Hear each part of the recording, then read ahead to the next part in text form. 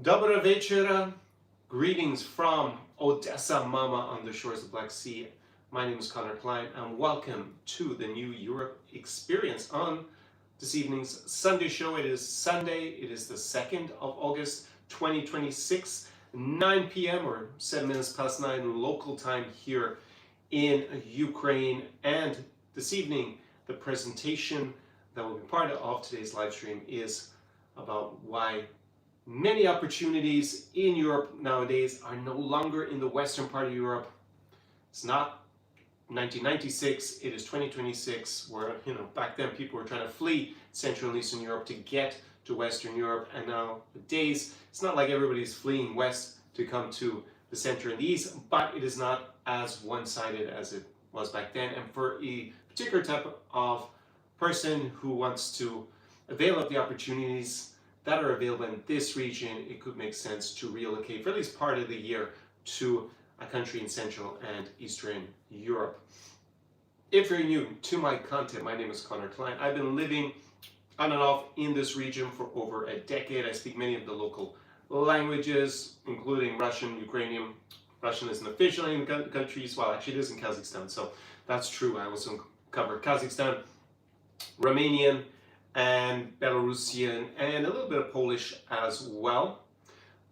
Unfortunately, I can't say yet that I speak Latvian, Lithuanian, and Estonian, but who knows in due course. I have a previous experience as an international lawyer specializing in European Union law and competition law primarily in Brussels back in the day, also international trade, and I have been focused on this region, incorporated it into my lifestyle, and I am here in the countries that I cover on this channel. So in particular, obviously I'm here in Ukraine, and we will discuss a little bit about the post-war reconstruction here, which is obviously going to be a massive opportunity in this particular country in the next few years. But also I cover magical Moldova up the road, in Chisinau, Poland, Latvia, Lithuania, Estonia, and Kazakhstan, and also Romania. I am open to expanding it a little bit, but it is hard to be really the doyen in a huge number of countries. Those are the ones I have the most experience in. I was also considering to cover Czechia as well. We'll see in due course if that happens. So basically the idea of who I'm helping with this channel are ambitious guys who want to take advantage of the opportunities here in the countries that I cover. So basically I help winners win more, not necessarily here to turn losers into winners, but you may be able to turn your fortunes around if you come to this country nonetheless. And there are a huge number of lifestyle arbitrage opportunities here in this region because it is better value for money than in Western Europe, and there are certain things that are more abundant here than they're going to be in Western Europe or North America, and there's some things that are vice versa are going to be better in Western Europe and North America as well. So it's about finding the right fit for you. I'm not saying this region is for everybody, and there was one ridiculous video I saw because I'm going to react to it. It was like, why you must flee I'm paraphrasing. It was like, why you must flee the West and go live in Russia. Yeah, you might have noticed that Russia is definitely not the land of opportunity for most people, unless, you want maybe a one-way ticket to the fields of Eastern Ukraine at the moment. So if you end up being mobilized, that's what we're expecting happening in Russia pretty soon. Another round of mobilization probably in late September, early October. So yeah, it's not the right fit for everybody. I'm sure there's a fit for people who go to Russia. I'm not really sure who those people are. I guess they really believe in living under a collapsing authoritarian state. But here I will give you the pros and cons to the countries in the regions what I think are the strong suits and the weak suits and who it is the best fit for.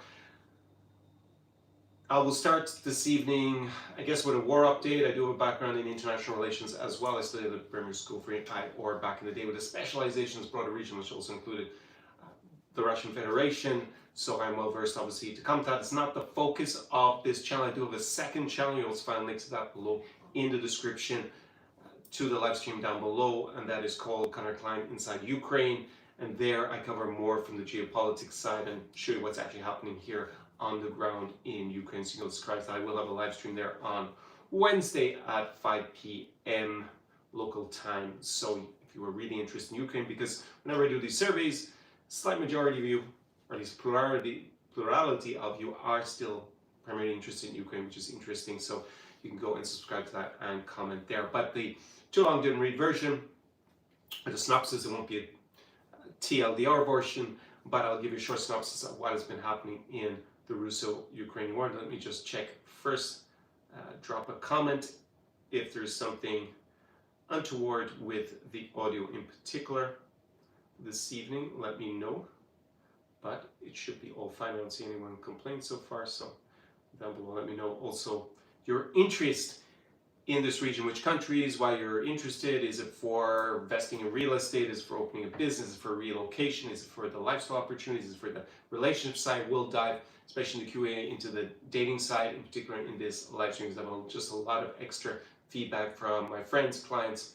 and business partners here in the region who are foreigners and locals. So I have a good and valuable update on that coming as well. So since I'm assuming everything is going swimmingly there with the audio and everything, let me give you a little bit of update on how things are in Ukraine. Everybody's dog is figured out at this point that the war is not going well for Russia. If you haven't figured that out, well, you got bigger problems I can probably help you with. It is a verifiable train wreck for the Kremlin, and it's only getting worse and worse.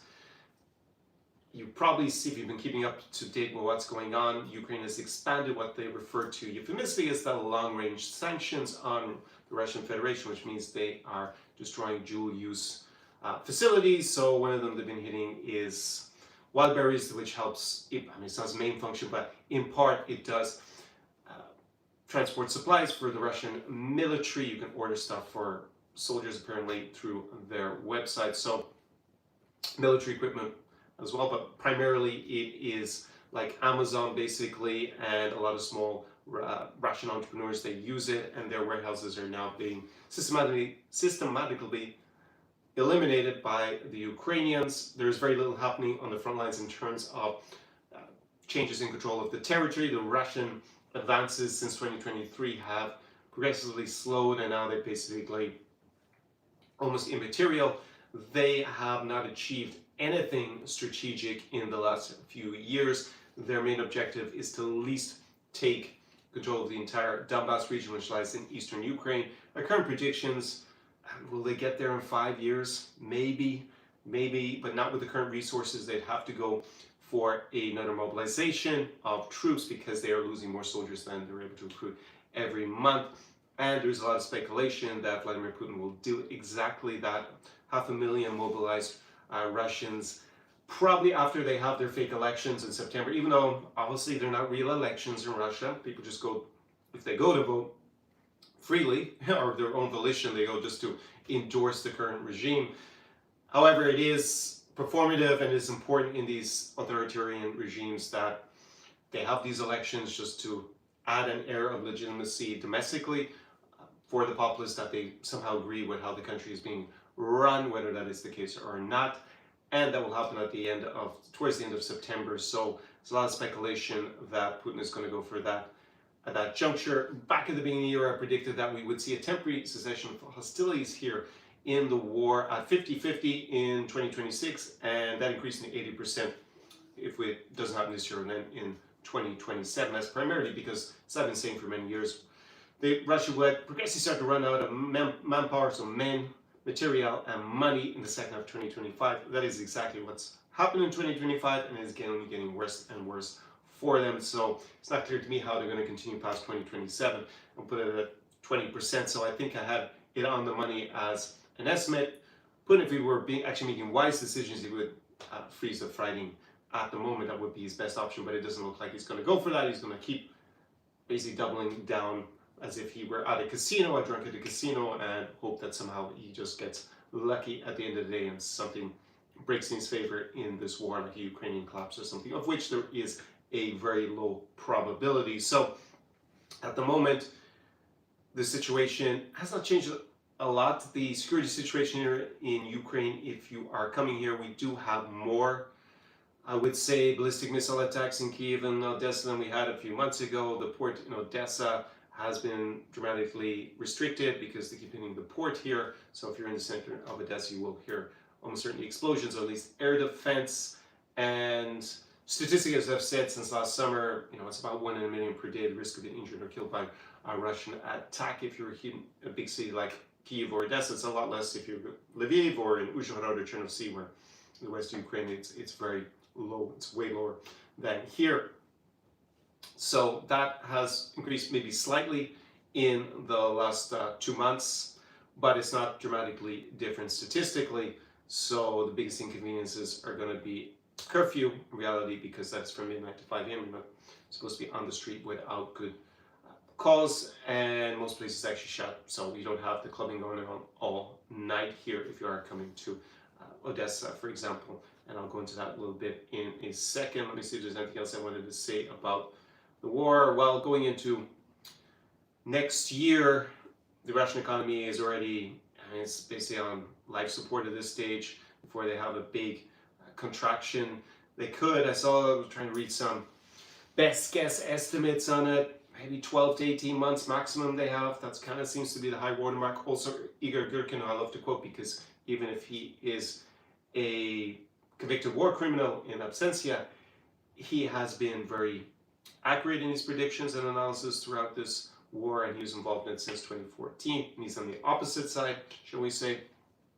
He doesn't think the mobilization will be a game changer for Russia, won't help them win the war, it's already too late. And he also thinks that the Russian economy is basically going to implode within 12 to 18 months as well. I think he said, did you say 12 or 18 months? One or the other was his estimate. So he's preparing. Well, if he lives that long, he's currently in a Russian prison for being an opponent of Vladimir Putin, even though he's in favor of this war, because he's considered too dangerous as a rival to Putin. And yeah, he's basically got pretty much the same analysis as I've had on this channel, plus or minus, for the last 2 years. So it's at the very least very interesting that we share those assessments. And I saw another prediction guy that has a very good track record as well, Dmitry Alperovich, who is born in the Soviet Union and naturalized American, and he has some sort of geopolitics consultancy, I think. And he predicted that Putin will agree to ceasefire in late spring. Now, I'm not entirely sure about that, because there will be the French elections, presidential elections, and say Marine Le Pen were to win, Macron cannot run again, he's already had 2 terms, then that would be a new government, a new leader who would definitely be less pro-Ukrainian and, then probably more pro-Russian than Macron has been. So that would be something that would weaken the Ukrainian cause. Would it be enough a game changer in the war? Probably not anyways, but it may encourage Putin to keep the fighting going until at least he sees who wins the elections. There's also going to be Polish parliamentary elections later on in the year as well, where there could be a government.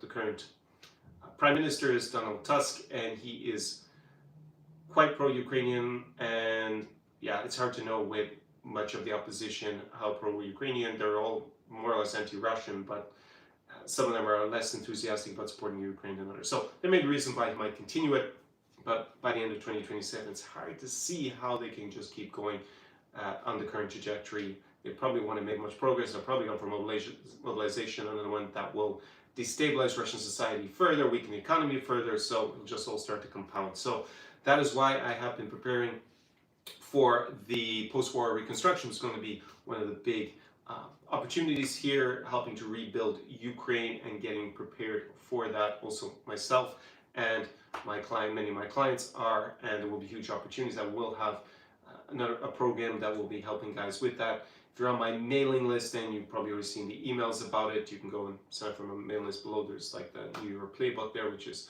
a free guide, and then it puts you on my free mailing list. And if not, I guess you can write me Conor@connorcline.com if you've missed that notification. And we will be launching that. We'll be starting it. I'll be launching it. We will be starting that in the second week of September, getting ready for the big opportunity to help Ukraine get back on its feet after this war. At least comes to, at a minimum, a temporary cessation of hostilities. So that is the situation here. And let me just see if you have any interesting questions. Drop your questions down below, as I said. And otherwise, just a short update on Odesa. If you happen to come to Ukraine, the weather is going to be fantastic for the next few weeks, and it wasn't great actually for the previous 2 weeks, hence why I've stayed on here. I hadn't actually planned to be in Chisinau, Moldova at the moment, but as it worked out, it was better to stay here in Odesa. And if you've been here in the past, say before the 2022 invasion, it is quite different nowadays. Last year I did a live stream where I had la fin, the end, as they write in cinema. And everyone was like, what is going on? So it was maybe a bit clickbaity. But basically my point was in that live stream that if you were to return to Odesa now or after the war ends, it will be dramatically different if you're relying on an experience you had here prior to 2022, and probably for a lot of guys it's actually prior to COVID, because so much has changed. And the thing that sticks out to me is like at the moment it's basically the only Ukrainian tourism. There are a lot of tourists here in Odesa.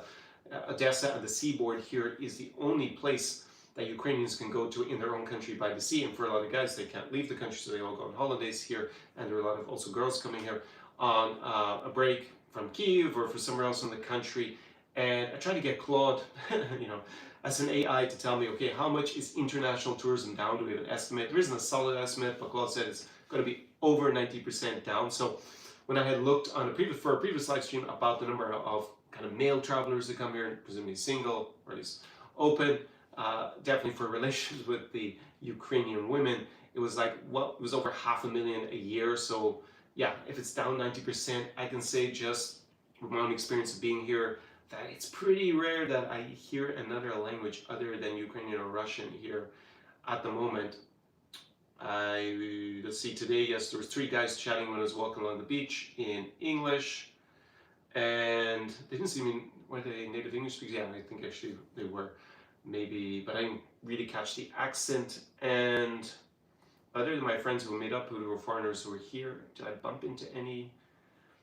Since the last live stream, yes, there was an interesting time. I was on, someone approached me and said, hey, are you this journalist? That's what I get classified here with the channel, I guess, as well. She was Ukrainian, and her boyfriend who was with her was British, and she'd actually seen my video from Dnipro, which I must have made 2021 or maybe even before. It was before the invasion. She said that her teacher, her English language teacher, actually played the video in the class, my vlog, which is kind of odd for me, but because it's about their city.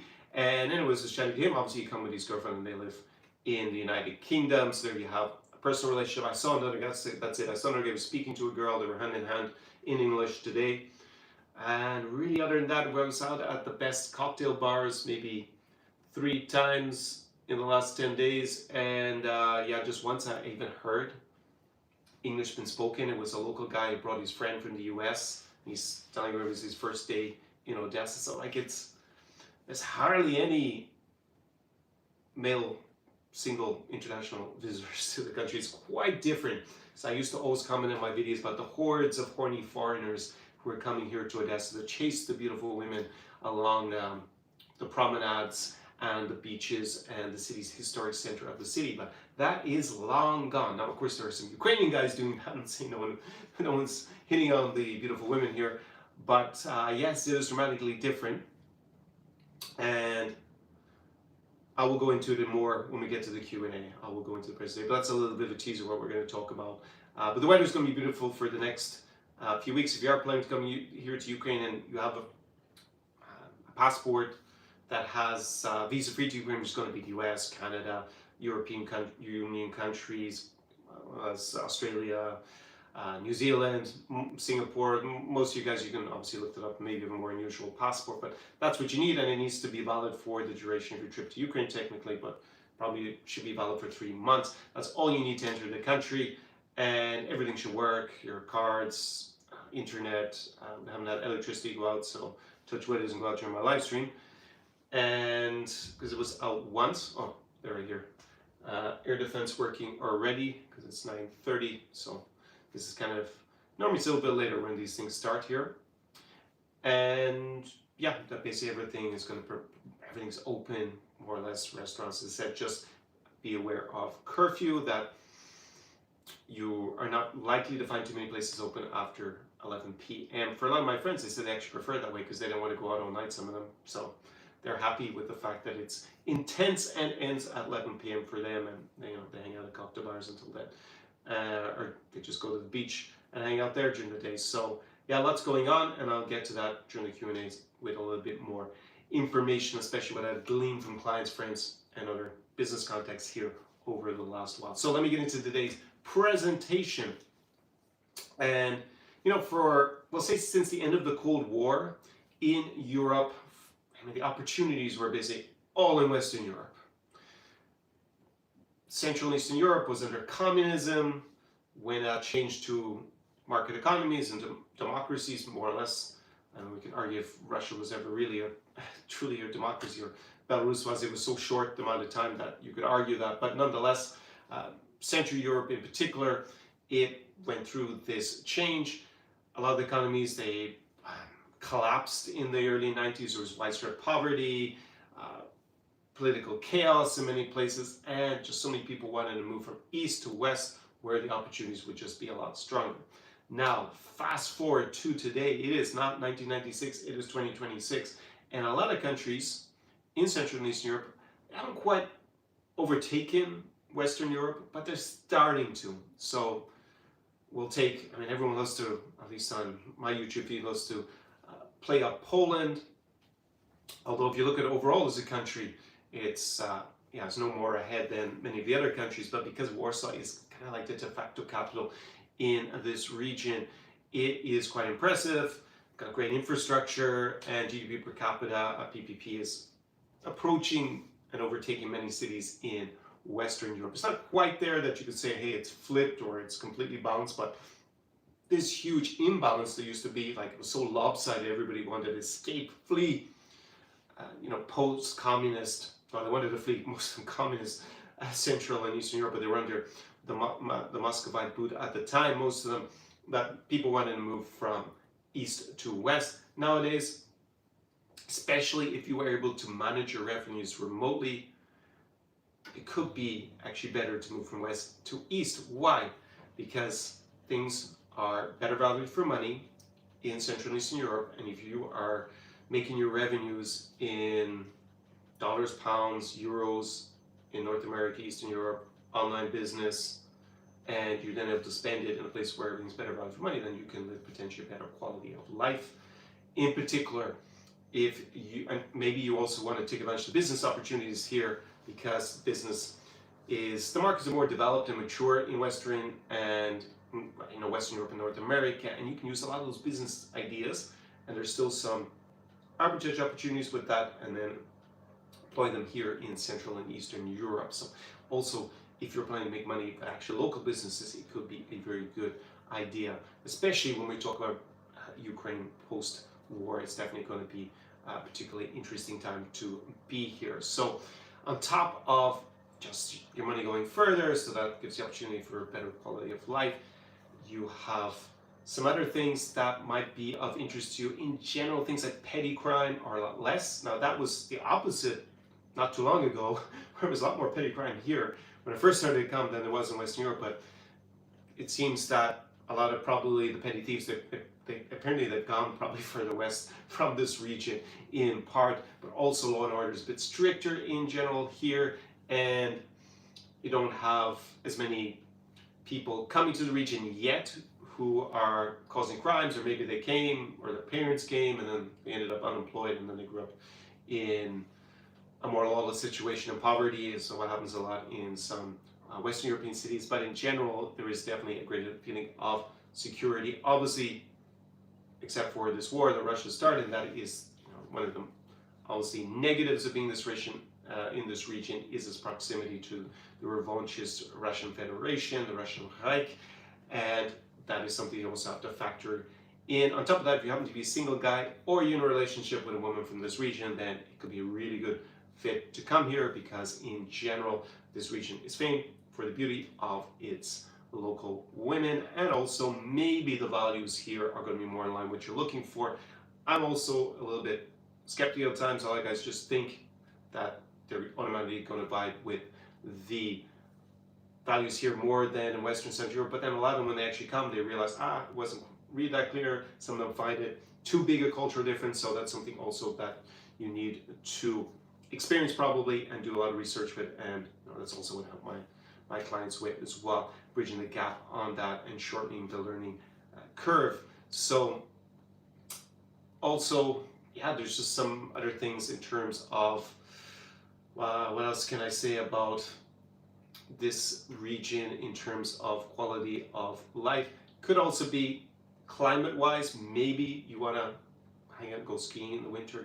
It's colder here. It doesn't suit everybody. It doesn't mean you have to stay all year round. Right here in Odesa, it's basically going to be high 20s to low 30s Celsius, at least every day for the next few weeks. We're at the seaside, and obviously we've got the war here, so it's not going to be for everybody, but you do have the other countries in the region which offer something similar. It is a great time to be here during the summer, not for everybody in the winter either. And yeah, obviously you've got the normal integration challenges to overcome, just like moving anywhere else, even within your own country. If you move from a small town in Texas to New York City, it's also going to be a bit of a culture shock. So you're going to have to adapt to that. So this is the part of Europe where I see more opportunities, because the economies were held back for so long in the region, and now they are increasing quite rapidly and catching up and harmonizing, we'll say, with economies in Western Europe. So that is what we have seen. So, for example, especially if we're looking at real estate prices, many cities in Western Europe, North America, it's already really saturated as a market. There's huge also international investment there. The housing prices have been going through the roof in the last few years. And if you are not on the property ladder, for example, or you just want to get a nicer property, because I had a client, for example, who owned a pad in Manhattan. If I remember, it was Manhattan, it was in Brooklyn, and he then bought a place in Kyiv. This is before the invasion, 2022. Renovated, I think it was like 200 square meters in Golden Gate. Really nice renovations. And yeah, how much did he put into it in total? Off the top of my head, I think it was like maybe 400K, if I'm not forgetting. And he told me it would have been like, I don't know, 3 or 4 million if he bought it in Manhattan, for example. So there you see the difference, right? So even if you're very wealthy, this guy's very wealthy, I would say he was, well, I'd be surprised if he's not a decamillionaire. There you see that even for him, he can buy so much more in Kyiv. And it wasn't just because it was going to be cheaper real estate. He also really liked being in the region. He felt he vibed with the culture a lot more. He's also single, so the dating opportunities are obviously through the roof as well. So you can have also lower taxes in general in this region. It's not a tax haven, but they are a bit lower than you're going to find an average in Western Europe and North America, especially in Western Europe. And it's probably a little bit more vibrant, a little bit less regulation, depending where you are. And there's obviously, if you want to get into an economy that's more up and coming, it depends how risk averse you are and risk taking. That's obviously the converse, because you could go to Poland, but they're already, it's caught up quite a lot, especially if you go to Warsaw, house prices and everything. But if you go, say, to Moldova, which is further east and still developing, then you can get on the bandwagon a bit earlier. Although I was talking to a client about property in Chisinau today, because it has increased. I think is it doubled in 6 years, or isn't it even tripled? I can't remember off the top of my head. It's like gone up a huge amount in the last 6 years, and then it plateaued from last year because they had some changes in the law. So it probably won't go up dramatically in price in the next short while, but they are a candidate country, for example, to join the European Union. They're in for 2030. I think they'll probably get in a little bit later, a couple years later.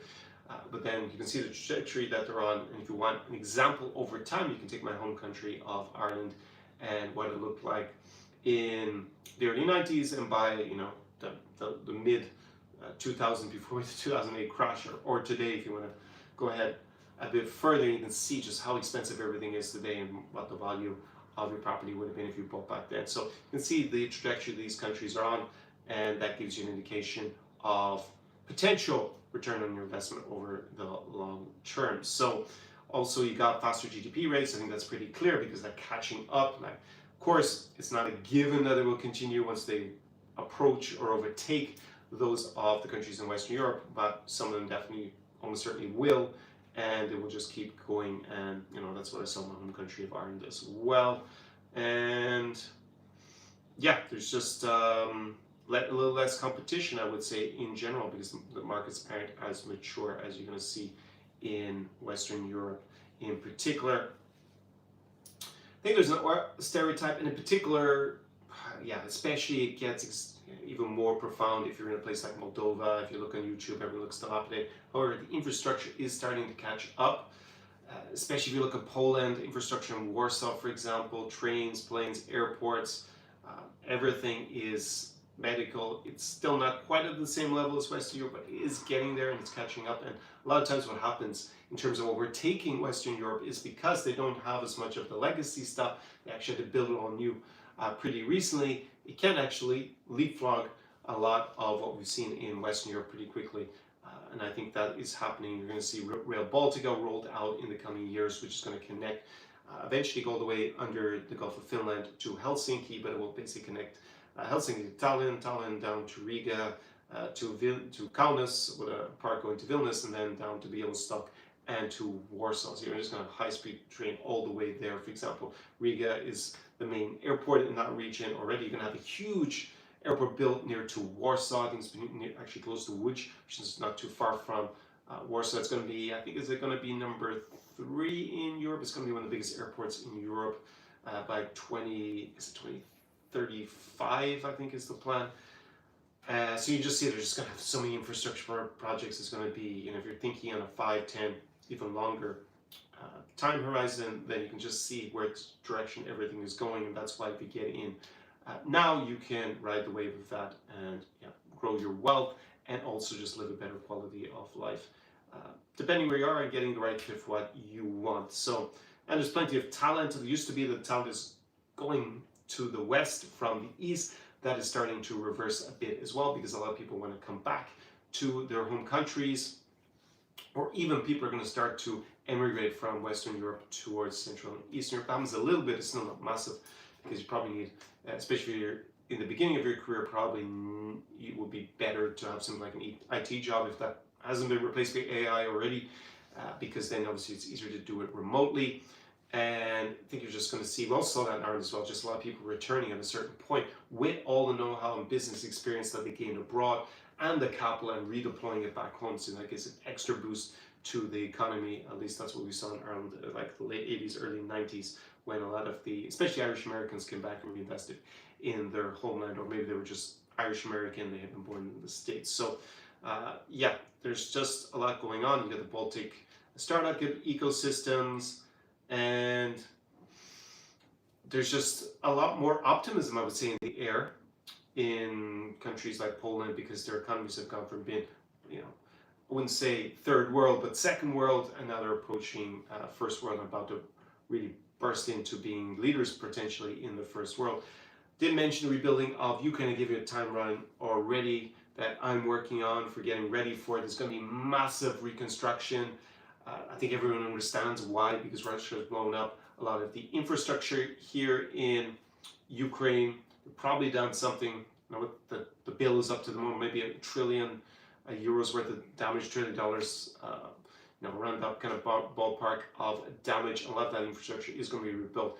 The European, there's 300 billion that's frozen in accounts in, we'll say, Russia's money is in Western financial institutions, so that can be part of a reconstruction package. Of course, because Ukraine is also a candidate country for joining the EU, they will also get assistance from the European Union, and they may get investment from the US as well. We shall have to see when Trump brought up his minerals deal, his rare earths again, saying that you could just basically go in and take all this money out of Ukraine. Well, the devil's in the detail there. I'm a bit skeptical that they're going to be able to exploit that amount of resources out of Ukraine, because if it was that easy to get them out, I would have thought that the Ukrainian oligarchs would have already ripped them out of the strip mined the place and gotten it out in the 30 years, 35 years, whatever they had to do that. So, but there still will be those opportunities. Also, agriculture in Ukraine is going to be the biggest in Europe, almost certainly, because this is like black soil region. It's one of the most fertile in the world, and it's basically like, Ukraine is known for being the breadbasket of this region, and potentially a global, it's already really a global exporter in certain grades, even with the war. That's why the port, being temporarily disabled is a problem for people getting food in other parts of the world. Obviously, the real estate, especially in the cities that are nearer to the front lines, has dropped so much in price. They'll obviously rebound in peacetime, presumably, well, I can't say obviously, but potential rebound and rebound quite strongly in the medium to long term. And yeah, I think there's just going to be big investment in the region. Obviously, defense sector, if you pay attention in the news, you'll notice that even though Trump doesn't want to admit it, well, basically for drone, especially interceptor drones, that would be very useful in this war that he started in the Middle East. Very important for air defense when you're dealing with Shahed drones that come from Iran, because if either they're been aimed at U.S. military bases or at America's partners in the region, because because the Iranians shared the technology with the Kremlin, and Russian friends called it Geran. It's basically a copy of the Shahed drone, and Ukrainians have had years, out of necessity, have developed countermeasures to that. In fact, I can say, just personally being here, the Russians don't fire so many drones anymore. I think they realize it doesn't really work, because Ukrainian air defenses with respect to that particular weapon are now so good. They fire more ballistic missiles, and they've changed to a different type of attack drone, basically, or kamikaze drone that's faster, but they fire less of them. So now the Ukrainians will have to innovate to figure out how to shoot those down, and they're already working on an equivalent of the Patriot anti-ballistic SAM. Yeah, it's hard to know how quickly it's going to come. I know with the drone interceptors, they rolled it out.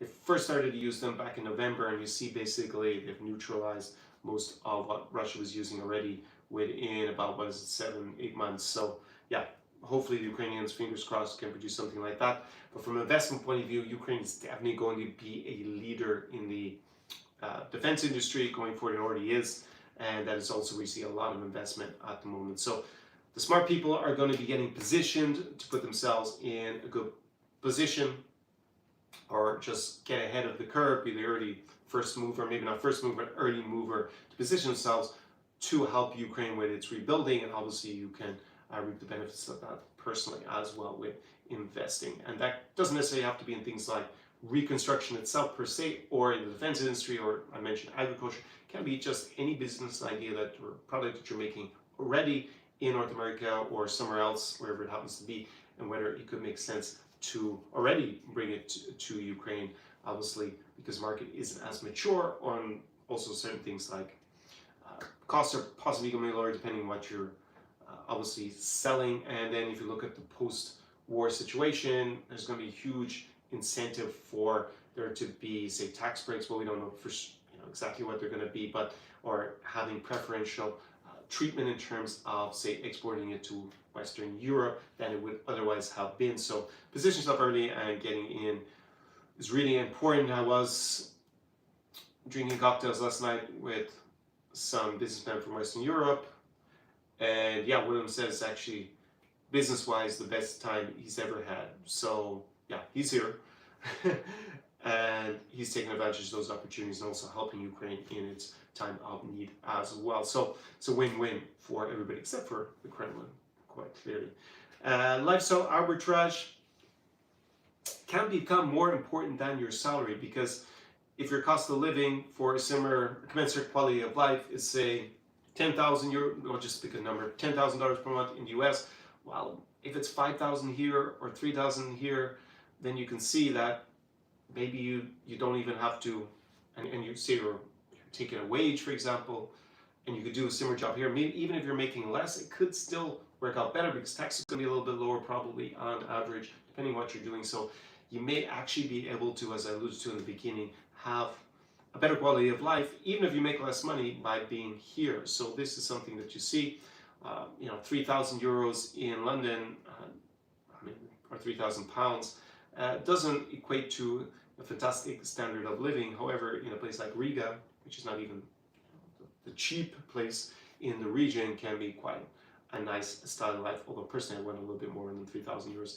in Riga. But if you go to, say, Moldova, then even going to have more purchasing power. So you got this cost arbitrage, and you can afford a better quality of life in general. We get to give you my flat white index, because I drink a lot of flat white, every day, so it's an easy way for me to judge the difference in the prices. I know the Economist magazine had the big MAC index. I have my flat white index. So flat white here in Odesa, I paid between €2 and €2.20. So we'll say, less than 250 US. And in Moldova, I pay about 330 to 380 euros. So about whatever that is going to be, it's going to be 370 to 420 US dollars, or $4 probably. And then in Warsaw, I pay 420 to about, I paid up to 480 there. So you say it's over, it's close to $5. However, if I'm in Western Europe, it's going to be again higher.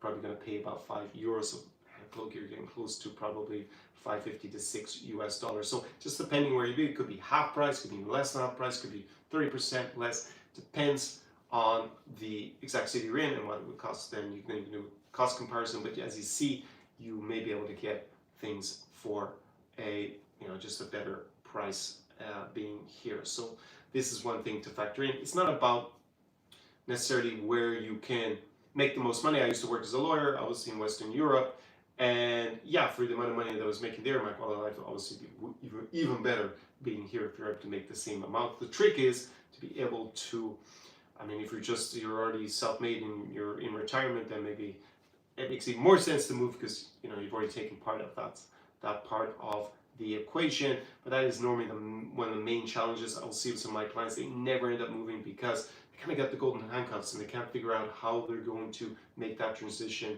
and either just accept that they're going to make a lot less money, and even if it costs less here, maybe they're not able to make that actual transition where even if they take less money, they make less money, that it's not so much less that they're still able to take advantage of the cost of living differentials. So that's one the really, really big challenge. So it might be that you don't decide to move 100% of the time, or maybe it's about setting up maybe before you've been something like, I'm thinking like a doctor, because I have one client's doctor face this issue and maybe have to go to being able to, for a few years as a transition, figure out how to do the work remotely, negotiate whoever your employer is, and then figure out how you can remove yourself actually having to be physically present all the time. If you were based in Western Europe, maybe it'd be easier to have some setup where you maybe only have to be in the office certain times. So this is a big challenge for guys, but it's not the case that you, to explain it in my terms with my own past, like when I was working as a lawyer in Western Europe, there wasn't really any teleworking to a great extent, even though there could have been even back then. So I never knew how I was going to actually be able to work in a place like Kyiv or in Warsaw, because law is a bit different in every country. I could go, of course, go into maybe be in-house in a company, or I could work in a law firm. I also thought about moving to Brazil and doing the same thing.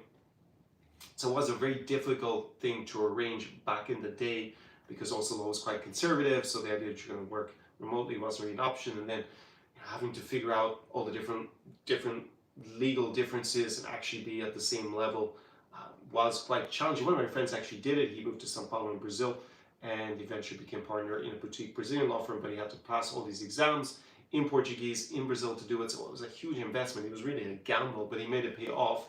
But it was a huge commitment. Nowadays, things are getting easier and you just have a lot more options to be able to work remotely and do that. So the winners of the next decade are those who are going to move earlier. And that's, I think, the key thing I want you to take out is, I think most people watch this channel, they understand that there are certain advantages to living in this region from a business point of view, lifestyle point of view, just basically the relationships point of view. Maybe values are going to align better with you, or there's some other reason that is part of the package that draws you to a city like Riga, or maybe it's Warsaw, maybe it's Chisinau, maybe it's all the way over in Kazakhstan, Almaty and Astana, or maybe you want to come here and support Ukraine even now with this war going on. But the key thing I would say is to move early and position yourself early and strategically in general. Have a plan, and a plan that then you can execute on in order to take advantage of the opportunities. That's what I see with my clients. Even though my channel, if you want the history, a short synopsis of the history of my channel between 2018 and 2020, I was basically helping guys go and party, single guys go and party in Belarus and Ukraine. Then we had the COVID lockdown, so actually was helping guys with moving to Ukraine. It was relocation in general, because here it was way more open than it was in Western Europe, so it was very attractive. An additional reason back in the day.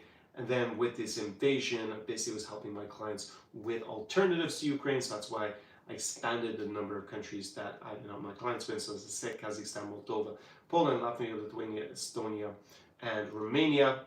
So, and now I'm focusing on helping guys more and more, especially more on the business side, real estate investment, with taking advantage of the opportunities. Because a lot of my clients, even though they were maybe initially heard about Ukraine because of the beauty of the women, it was pushed very hard in social media, and there's just a lot of market money. A lot of it was going into these kind of scam PPL sites, which is paper letter sites, which is basically an early form of AI scamming guys. And they, before even the AI, they had all these, translators writing messages and pretending to be girls and their photos and stuff. But with the money that they were basically defrauding the guys in the West, primarily in the West, they were throwing that back into marketing and pushing out these stereotypes about Ukrainian women in particular.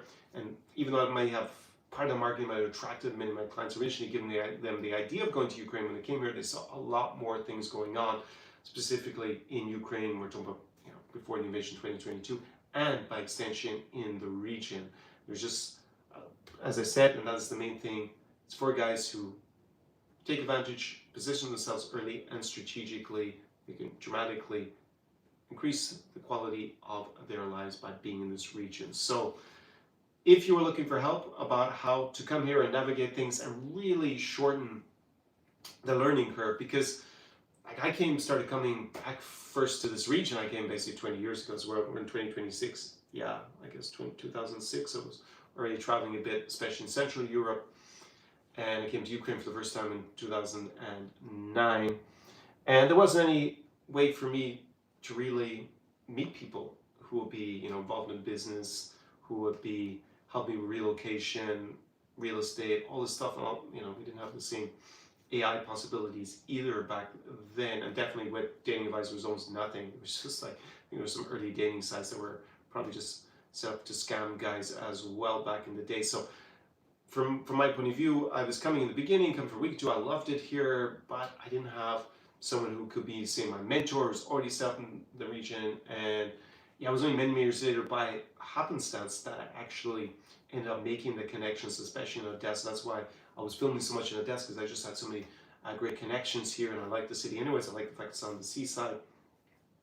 And I invested so much time. I went to the wrong cities half the time. Of course, there was a little bit of personal adventure and discovery through making, taking the hard knocks, but yeah, didn't need to take all the hard knocks. Overall, a little bit is good for growing resilience and learning to persevere and have grit. But I could have just shortened the learning curve by a quarter if I had a mentor who was able to guide me in general. There's many ways that I help my clients and you, the viewers, with that. Obviously, you have the free content here on YouTube, but if you want to go deeper on these things, then the main way is by looking at the links in the description to this live stream. So a lot of guys are using the AI, the Conor AI as they've dubbed it, which is trained on my materials both here on YouTube and a lot of my premium materials that are not available to the public. And you can subscribe that by month. It will basically be your advisor without necessarily having to take a consulting call with me. However, I think it's best employed as a package because I added it into the consulting packages, to many of them, so you can go and check all that down below. But it will just really shorten your learning curve and get you closer to where you want to be a lot quicker than if you have to come and figure it out by yourself. Fair play if you want to go and figure it all out by yourself. It took me many years, and even with the AIs, which help, they're definitely better than Google was back in the day. I tested on lots of things, and I'm like, okay, Google search gets you 10% of the way there. AI maybe gets you 20 or 30%. The Conor AI gets you like maybe 80-90% of the way there. And obviously with my consulting calls, then you can get as close as possible to 100%. And you're never 100%, was it 98-99% of the way there as I would direct you. So that is what is at the moment the most popular way for me to help you. Also, if you want me to be there in person with you as a lead service, to help you implement things on the ground in the city, in the region, help my clients with, obviously here in Ukraine, but also with Chisinau, Moldova, Riga in Latvia, Warsaw, Poland, Almaty and Astana in Kazakhstan, just off the Central Asian steppes. Although Astana, I think, is actually on the steppes because it's really cold in winter there. And yeah, you got Tallinn in Estonia, Bucharest in Romania, and Vilnius in Lithuania. Then you can apply for the in-person immersion. You'll find details of that down below in the description.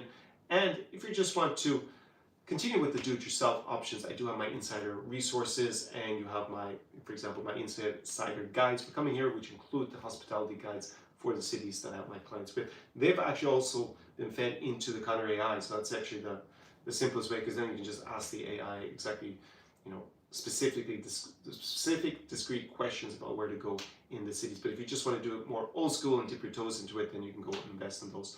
Anyways, all those options are down below. You'll find links to them in the description to this live stream. So, what to say? The map is changing in Europe, and definitely, I remember when I was working a lawyer, a top law firm in Brussels. We actually had a meeting where we discussed this with one of the senior lawyers who previously worked at the European Commission. I went to work there afterwards, and yeah, he was clear. I mean, he'd only got past the official retirement age. He was probably, I think he was 70 at the time. He's kind of a legend Irish lawyer who was working with us. John Temple Lang was his name. He's sadly passed away in the meantime. And he actually gave a presentation about Central and Eastern Europe back on the day that we're talking almost 20 years ago, I guess at this stage, maybe 18 years ago, when I remember him, and he was talking about the progress they made and where they were going to go. And he was saying, yeah, it's clear they're going to at least catch up with Western Europe within a generation, and that's what we're seeing at the moment. We're seeing that happen. So the map has changed in terms of the economic strength and the political balance across the continent. It is shifting from west to east. Doesn't mean that here is going to overtake Germany, although Donald Tusk, for example, the Polish Prime Minister, loves to say that Brexit Britain, that Poland will overtake it in terms of, I think, GDP per capita, a PPS maybe he meant, by 2030. I don't think it'll happen in 2030, but by 2035 it looks almost inevitable. Brexit Britain keeps going in the same direction, and Poland is just this rising economic juggernaut in the region. So all these old stereotypes about it being poor, and it's, there's a lot of poverty porn kind of content on YouTube because it excites people. And of course you can go and film something that's dilapidated from the communist series anywhere in the region, but the reality is that it's changing quite remarkably, and it is a part of Europe that's on the way up economically, with a lot more opportunities, especially if you happen to be a single guy or you have a wife or partner from this region. It can be really, really good fit for you. The reason I say, and I made it clear that partner or wife from this region, is that if you have a partner or wife from, say, Western Europe, North America, or somewhere else, it's a pretty hard sell unless they have some family history in the region or they're particularly interested in it. But yeah, I see very few guys come here who have, say, a British or American wife who has no, family history with the region, because they're just not open to it. So it's going to be for you guys, and some women who could because they have a job here, but unless they have ties in the region, I don't see so many women move yet. I think Poland is going to change that in the next 5 to 10 years. And maybe I'll end up with a lot more female clients when who knows where this channel will go. I always like to say I had one female client, but she helped me with something very specific, which was to persuade her Ukrainian husband to sign divorce papers. This is like way back. It's at least, it's before COVID even. So yeah, so that's definitely 2019, or maybe it was even 2018 when that was. But who knows in the future who will be the demographic coming here, but things are changing. So let me go and have a look at your questions, and I'll get into some of the other updates I have that are pertinent in the last few weeks. So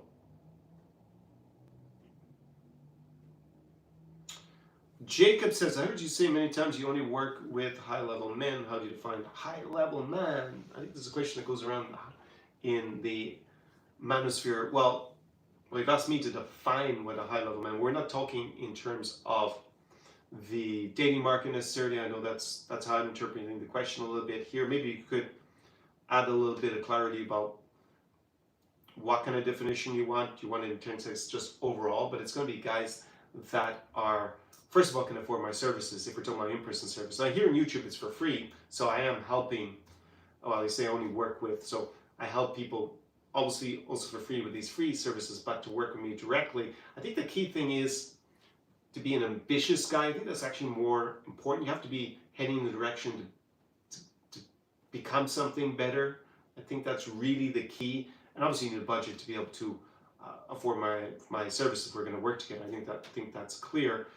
If it's not I think I emphasize the high level man a lot to do with the in-person, because you get access, for example, to my social circle, my business contacts, and if you're someone who's not going to really gel with that, maybe because you have no real interest in the region, and we have this stereotype of the wife hunter who's a bit of a dating desperado many times, and they wouldn't really gel, and it would kind of lower the tone of maybe my own social circle, then that would be a risk. So when I'm talking about that, it'd be people who would fit in, I think, better than necessarily saying high-level men. But in general, they are high-level men in the sense that they have their finances in order, and yeah, when we're talking about relationships, they're men that women in general would be interested in. That's why I say that there would be guys I help to win more rather than trying to turn a loser into a winner, which might sound a little bit stark as a contrast, but that's the reason we have this kind of dichotomy. So that's what I was getting at before with the high-level man, because it was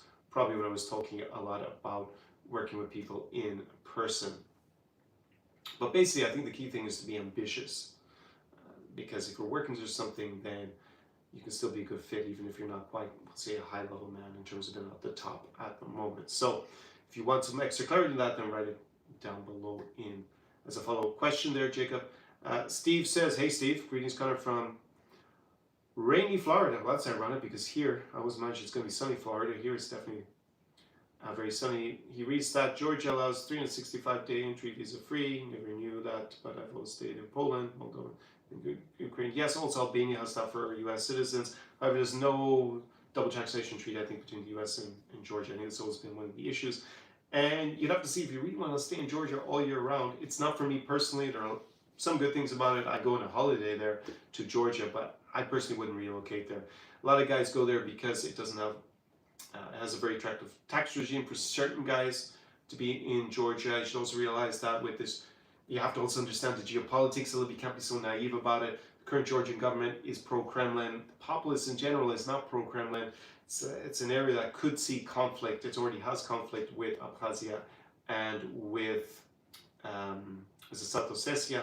So we don't really know the direction of the country. I have spoken to people who are there, and yeah, they said that you need to be concerned about your security at times, because also the riot police tend to be very loose with who they aim their buttons at in these protests. At least that's what they told me, especially a year ago. So it just depends on whether that's a good fit for you. I don't promote Georgia. It's not really my cup of tea for relocation and long-term stay. So, normally guys are looking at between 3 to 12 months a year, and yeah, even having had consulting clients who've been based there, they basically seem a bit limited, especially as an overall package, especially if you happen to be single.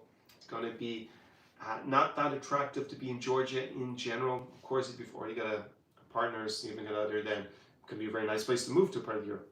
My ex from Belarus is living there. She just had a child, so I get to see on her Instagram what life can be like there. Yeah, in Batumi, for example, and it can be quite nice, but it's not really where I promote. I know that you've stayed in Poland, Moldova, and Ukraine. Yes.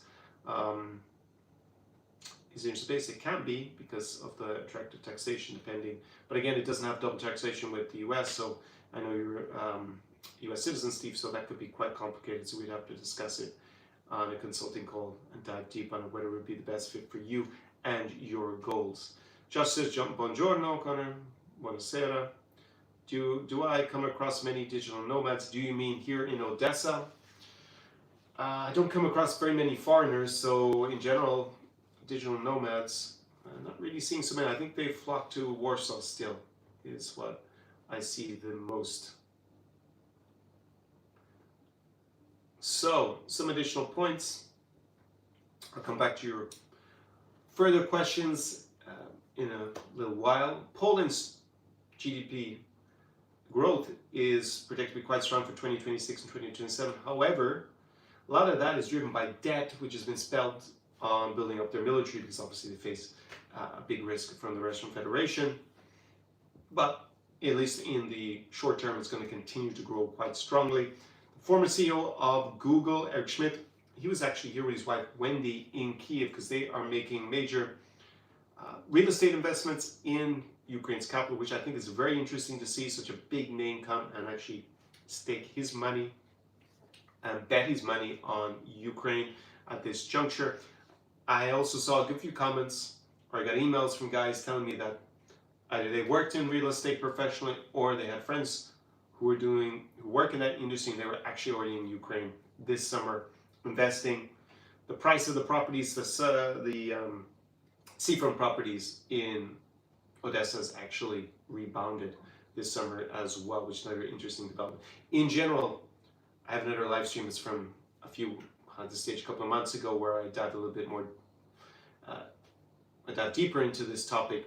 But basically, real estate prices here in Odesa and Kyiv, in general, are pretty similar to what they were in 2021 before the invasion. In general, they are higher. They've gone up in western Ukraine, and they've gone down when you go further to the east. Should be pretty obvious why. Closer you get to Russia, the less attractive it is to live there. So people have left, and the price of property has dropped. So it's dropped 30 to 40% in places. Not even getting to Kherson, which I don't really know. That's a real wild gamble if you want to invest in Kherson. But the other cities, like, say Kharkiv, Dnipro, Zaporizhia, Mykolaiv, assuming about a 30 to 40% drop. And commensurately, it's like 30 to 40% higher if you go to the west of Ukraine than it was before the invasion. So yeah, it just depends on how risk averse you are. I have clients that they want to gamble on the real estate in eastern Ukraine, or the eastern part of Ukraine, like in Kharkiv, for example, and they find it an interesting proposition because they think they calculate it will rebound after the war. But that's, of course, very speculative. So you need to do a proper assessment. It's also something that clearly I can help you with. So another interesting thing, especially if you are meeting Ukrainians in the European Union, they have extended the temporary protection directive for Ukrainians, and I guess that also applies for people who are not Ukrainian citizens but were resident Ukraine who left as well. And they have extended it past March 2027 because it was going to expire, and it will change for newly arriving Ukrainian men of military age, where they'll have to prove that they're no longer eligible for the military or that they're registered and they're allowed to leave. So that is an interesting development from a point of view where, well, I don't think the European Union does that for any other nationalities. If you come from Central African Republic, they don't ask you if you have you done your military service or anywhere else that even has some sort of conflict in it. But there you go. It's in the interest of, I guess, the countries in the European Union that the Ukrainians don't lose the war. Other things that came up that I thought were of interest, I saw a vlog from the guy with an Irish accent. I think his name might have been Conor AI. Maybe I'm getting that wrong. And he was a digital nomad, so someone asked me about digital nomads. So they are a lot of those types in Southeast Asia. He was saying the good days are over there because things have become way more expensive. We've seen cost of living go up, obviously relative in a lot of places. We got wars in the Middle East, war here, that's driving up a lot of the cost of living. It's in part of the reason, not the whole reason. And also that governments in the region, South Asia, are now cracking down on foreigners going there to work without, being from a laptop or saying a local business. So it's nothing like as attractive as it was a couple of years ago. He said actually the kind of golden age is over, and I'm getting a lot of, I guess, similar channels, but they deal with, I say, Thailand and other cities in the region that are very downbeat at the moment. They're saying that seems that this kind of nativism and xenophobia, it's kind of spreading in a lot of other countries. You saw it also in South Africa, where a lot of South Africans are hating on immigrants from somewhere else that are from other parts of Africa. So we're seeing this, and probably your freedom to move around and work from the laptop, if you are a digital nomad, it's going to be restricted going forward. You probably need to regularize yourself. And a lot of countries just won't give you the option. So that kind of sucks if that was your plan. Here in my region, if you are a European Union citizen, you don't obviously need anything else to go and work from Poland, from Latvia, Lithuania, Estonia. That's different if you want to obviously get residency to come to Ukraine, for example, or to Moldova, or to Kazakhstan. So I have my clients with that as well. Romania is in the European Union, so if you have an EU passport, then EU citizenship, then you can do that. There were rumors that in Moldova they were actually going to let EU citizens just live there without a visa at all, but that doesn't seem to have happened yet, if it will ever happen. However, getting visas in Ukraine and Moldova is pretty easy, relative. Like my clients who try to get visas in Poland who are, say, American, it was a lot harder than getting a Moldovan or a Ukrainian visa. Kazakhstan is kind of in between. It's not quite as hard as Poland probably for American, but it's also a lot harder than it's definitely a more complicated process than getting a visa here or in maybe Moldova. Let me see if I'll get into the relationship/dating updates. Let me just see if you'll have any questions here. Joshua says, is Ukraine open to AI data centers? Have you be careful in instruction they can all do? Is it open today? I think there's probably a bit of a security issue there for if you're talking about foreign companies setting up, because it's an active war zone and obviously Russian intelligence. So might be an issue if you've got an AI data center here. Well, you know, that's kind of something that I haven't been asked directly so far. But if it's to do with the military, then this would be the place to do it, the defense industry, I would imagine. So you're asking me also, Joshua, about whether there are many digital nomads here. Interestingly, compared to a decade ago or 2 decades ago, it's harder and harder for me to actually spot people who are not Ukrainian or not from the region. Because I guess we've had a bit more of harmonization in terms of style across the world, because now information, and we're all influenced by social media, it's more internationalized. You could say globalized, depends I guess what framing you want to put on it. So, and just information spreads so much quicker than it did 10, 20 years ago. And also the socioeconomic conditions have improved in this region. So obviously the purchasing power has increased. So it used to be really clear to me, like if I saw a French guy or a German or American on the street in Odesa, whatever, 15 years ago. Nowadays I really need to hear people speak. And as a result, I guess we can say that standing out has become a little bit harder, whether that's in a good way. I guess you don't get targeted as easy by the scammers than you would have in the past, but also standing out, especially if you are a single guy. It's not going to be the advantage that it was back in the day. And I expected that because there's so little international tourism here in Odesa this summer, as I said, Paul thinks about less than 10% of what it would have been back in 2021, that even if you just showed up, it would be, not that I encourage guys to come here for just that reason, because I think you'd also have to factor in, are you going to be comfortable with air sirens? Already heard air defense once already, you might see something blow up. I mean, hopefully it wouldn't be that you'd be in the wrong place and actually get injured or killed by it, but just a few things that are, I think that's the only reason you want to come here. I think it's just like a bit daft, which is my opinion. I think if you are looking at position yourself for post-reconstruction Ukraine, you generally want to help people here and document what's going on, even on your own social media, put money into local businesses, you're got a profound interest in Ukraine. And of course, come obviously with proviso that you need to consider your own security and what you're comfortable with when you come here. And the feedback I've gotten, having looked at the reaction here that I get in Odesa, my clients, my friends, my business contacts, is that there's a dichotomy forming, because guys who show up who don't speak the languages, so don't speak Ukrainian, Russian, don't have a local social circle, and aren't showing up obviously as a male model or someone famous, right? That very obvious someone say high level man, but high status, or just going to be perceived as high value straight away by women. They are really struggling. And the guys that have the local social circle, like I was out with a businessman yesterday from Western Europe, they don't speak Ukrainian Russian from what I can tell, but they told me that it's actually pretty good for dating for them. Why? Because they have a social circle, they have the status, they're not getting, it's not cold approaching really, they're getting warm introductions all the time, and they feel like they've never been in such demand in Ukraine. And I had another friend he has Hollywood heartthrob looks, he speaks fluent Russian, and he's big social media, so he also was blown away by how good it was for him. But there's definitely a dichotomy for me personally, I have never been hit on as much by Ukrainian women as this summer.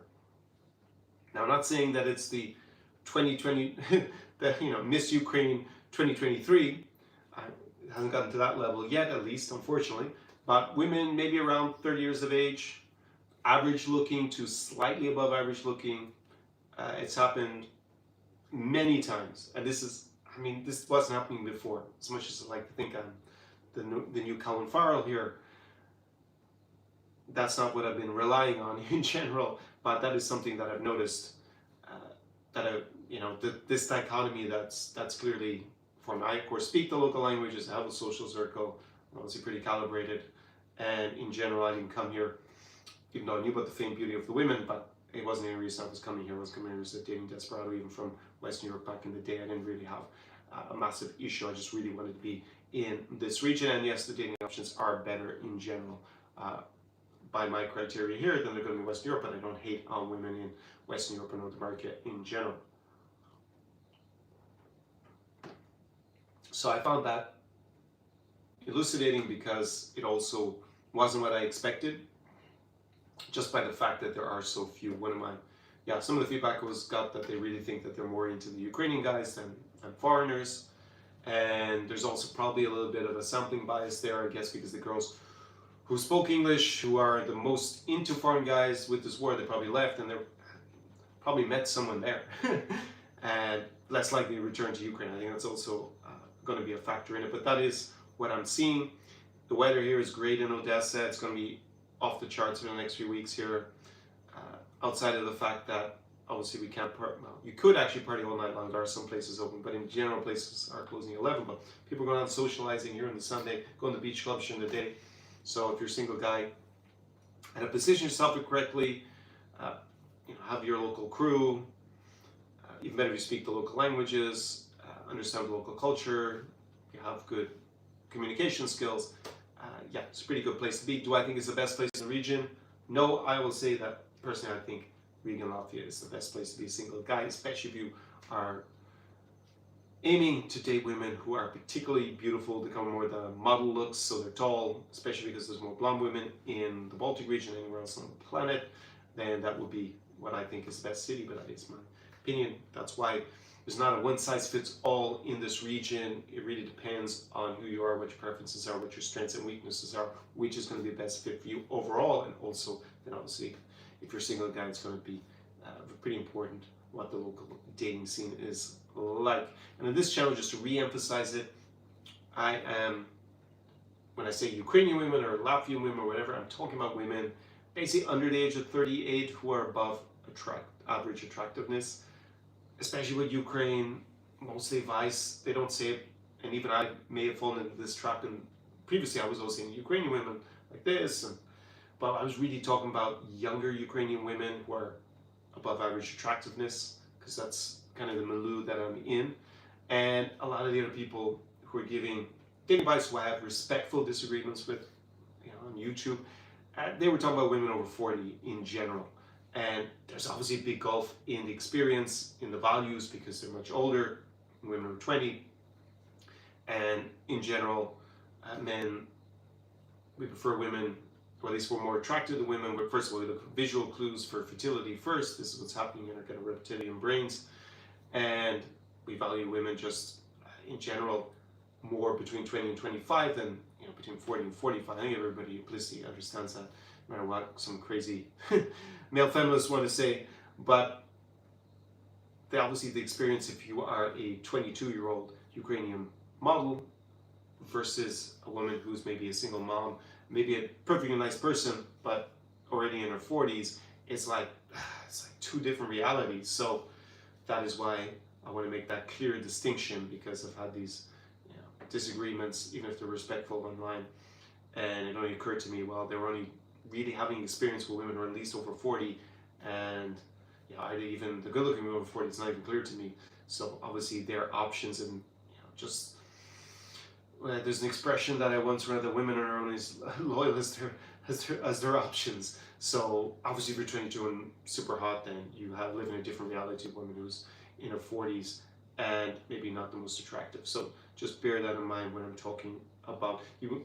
Even if you're interested in women over 40, I guess you'll still get some value from my insights here, but just realize that that is a main distinguishing feature of this channel compared to other channels that maybe are in the general, adjacent to mine in the general, say, broader niche. Let me go back to Joshua's comments here. This is a little off topic.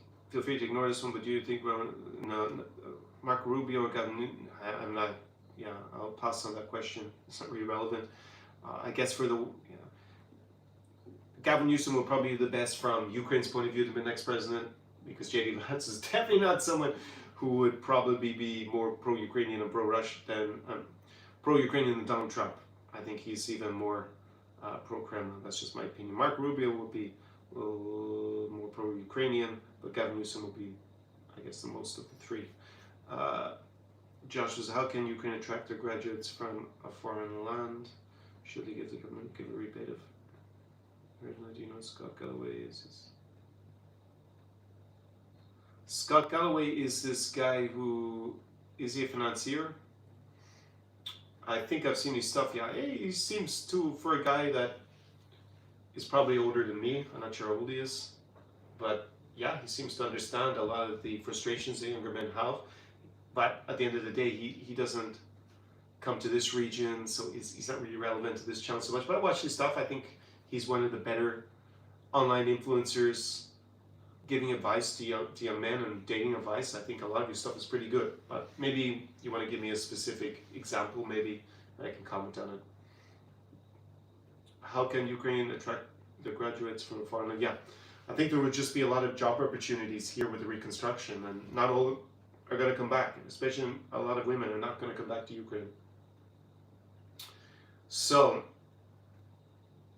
other things that I found interesting with conversations I had with my clients are just, observations in the last month or so that might be contain some nuggets of information for you to learn from. Yeah, I'm thinking of doing reactionability. There's this woman, she's, for want of a better word, she's a sex worker. She has an OnlyFans. She's all over YouPorn. But for some reason, on Instagram or Facebook, wherever she does her reels, she has decided to push a narrative, probably because she got a lot of traction. There was this kind of little bit of hype, maybe about 6 months ago, pushed by a lot of accounts that seem to be from India, saying that there are no men for the women in Latvia, right? So, of course, they misrepresent the stats.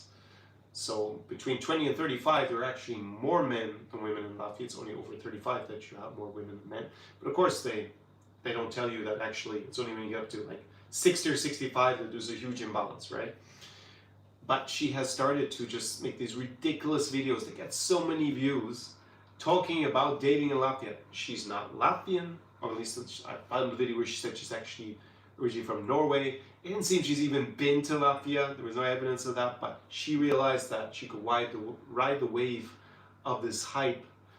And it reminded me a lot of the Ukrainian kind of scam PPL sites / agencies that were trying to scam guys with this kind of Ukrainian bride fetish that they created for guys to believe in, and then they would obviously rob them of their money. But it is true for sure that, in my opinion, Latvian women are definitely some of the most beautiful in the world, along with, if you want to look at the most catwalk models per capita in the world, it's going to be Estonia number 1, Lithuania is number 3, and Latvia is number 5. So definitely I think Riga, because it's the main city in the region, is fantastic to be a single guy in, but not for the reasons that she's described. She's so misleading.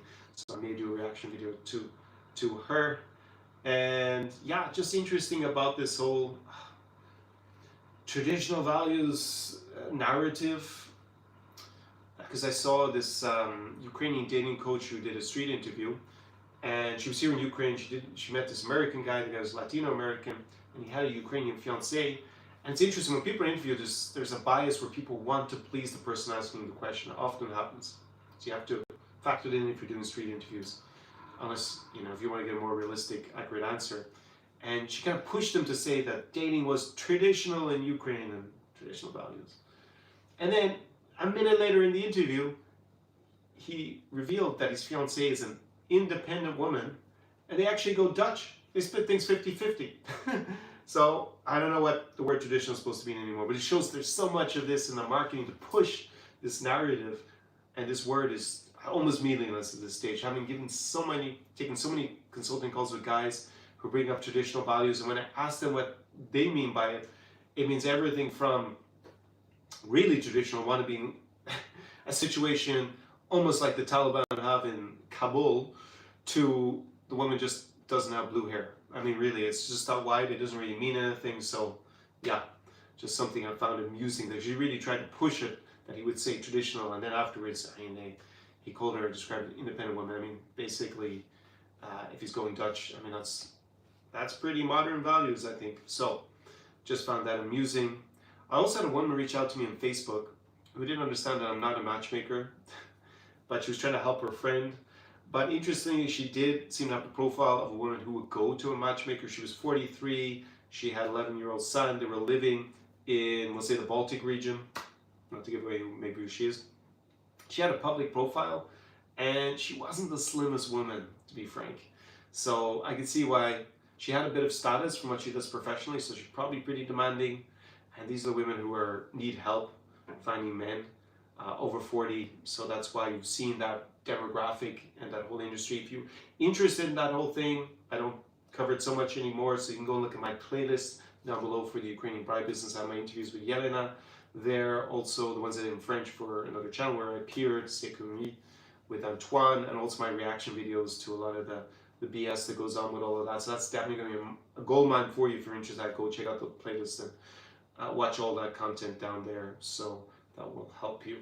But yeah, it's kind of raised in age quite a bit, and I think that's also why I need to make the distinction about who I'm talking about when I'm speaking to you when I say Ukrainian women, and the experience I've talked about attracting women under the age of 38 in general. Not that there's people are bad or something if they're over 38, it might still be a good match for you, but it's not really the same experience, shall we say, because they're just a lot older, different generation. And here I have a thesis that the generations don't go in 15 years because of the tumultuous recent history of this region, and really just a rapid economic growth and getting more information on social media. I think it's half that. I think there's a new generation every 7.5 years here. So, difference between a woman who say even 35 versus 20, I don't think it's one generation really here. I think there's almost like 2 generations difference in mentality and experience. So, yeah, I think there's just too big a dichotomy between the advice that they give, even if it's sincere advice. It's kind of like, I don't know, babushka dating at this point, quite literally for some of them. And it's obviously very different to someone, some 22-year-old Odesa model and the lifestyle she experiences quite clearly. Not that one is necessarily superior to the other, just that it's obviously very different. And with that in mind, because I had a consulting client who had reached out to me, and he was talking about the unrealistic expectation of Western women in North America, fueled by a lot, I guess, of social media. But he wrote me that, and the night before I'd been out with a Ukrainian friend and his Ukrainian wife, and there was 2 other girls. The girl was quite good looking, probably maybe mid-20s, maybe even a little bit younger. Maybe she was like 22, but I thought she was like around 25. Definitely above average in looks, maybe 7.5. Use that scale from 1 to 10, most guys can relate to, even if again the male feminists come and try and hate on me for it. But it's an approximation. And she was telling a story apparently when I wasn't there. Like this friend of mine, his wife, recounted a story when we were going to the car, that on the 3rd date, this Moroccan guy had gifted her a Birkin bag. So my first thing was it a real one, was it fake? She said, well, as far as I know, it's real. So that's a minimum of 10K as a present. So if you think, like, what are her expectations going to be going forward? I mean, they just get this kind of lavish wealth thrown at them. If they're attractive, a lot of them, they end up with princess values. That's why they don't have traditional values, they have princess values. If they are young and good looking, quite often here, it doesn't mean every woman is going to be corrupted, but just be aware of that expectations. They don't live in a rock here. They have social media. There are foreign guys simping extremely hard for a lot of these women. Not that these women are necessarily going to be attracted. Most of them probably to a guy like that. They're probably going to take the bag and exploit him. But just be aware of it. It's not like so black and white between the two. They have social media here. They understand the potential they have all these influencer girls in their feed explaining to them that they can even manipulate guys and get all this wealth and go to Dubai and stuff. So yeah, just be aware that it's not like it's not it's not 1996 here, putting it that way.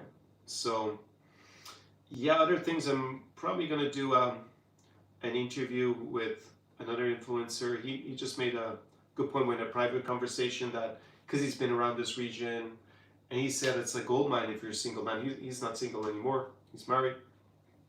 He said not only be an interesting person, but be interested in this region and what's going on. It's just like such a huge advantage. And definitely, I was invited onto a live stream by dating coach Giovanni.